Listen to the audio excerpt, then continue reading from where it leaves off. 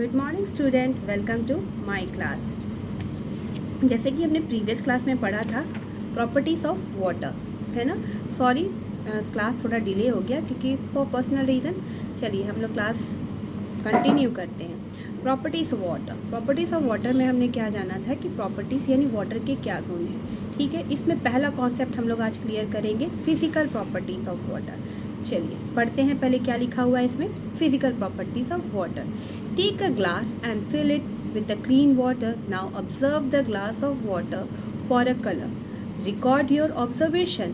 Now take a sip of water and try to guess how it tastes and smell. Record your observation. You will observe that water is colorless, odorless and tasteless liquid. चलिए बच्चों, इसमें क्या है, पहले आप full of water लीजिए, transparent glass में लीजिएगा, ओके, और प्योर वाटर लीजिएगा और आप उस वाटर को ध्यान से देखिए। क्या उसमें कोई कलर आपको दिख रहा है? ध्यान से देखिएगा।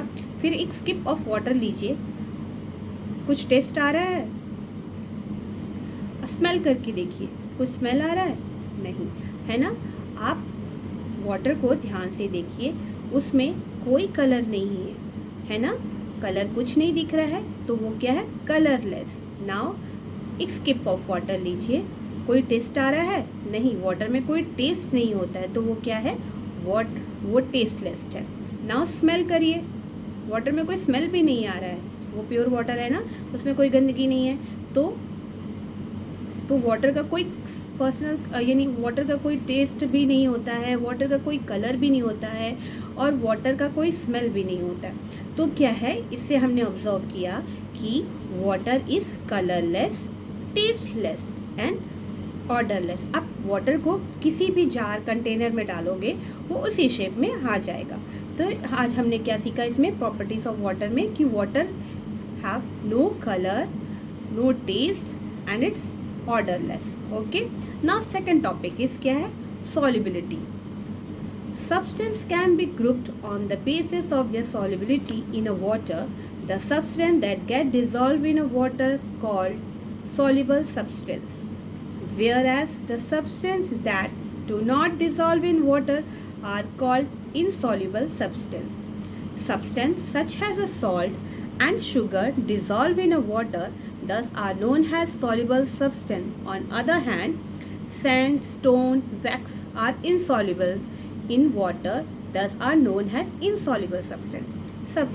soluble का मतलब क्या आता है? जो पानी में मिल जाता है, ठीक है, घुलना सॉल्युबल का मतलब होता है। तो जो यानी ग्रुप ऑफ, हमने इसको ग्रुप में डिवाइड किया है कि ये जो चीज़ वाटर में सॉल्युबल हो जाता है, मिल जाता है, ठीक है। तो इसमें टू टाइप्स के सॉल्युबल होते हैं, एक होता है सॉल्युबल सब्सटेंस, एक होता है इनसॉल्युबल सब्सटेंस। सॉल्युबल सब्सटेंस में क्या होता है बच्चों कि जो चीज़ इजीली वाटर में घुल जाती है, ओके, है ना, जो चीज़ वाटर में मिल जाती है उसको हम लोग सॉल्युबल सब्सटेंस कहते हैं। फॉर एग्जांपल शुगर, सॉल्ट, ये सब क्या है, आपका वाटर में आप डाल के चेक करोगे तो वो मिलाओगे, मिक्स करोगे तो वो वाटर में इजीली डिज़ोल्व हो जाती है। और इनसॉल्युबल सब्सटेंस में क्या होता है कि वो डिज़ोल्व नहीं हो पाती है वाटर में। For example stone, sand and wax, ये सारे सब एग्जांपल हैं, बहुत सारे एग्जांपल हैं जो डिज़ोल्व नहीं हो पाती है वाटर में, है ना।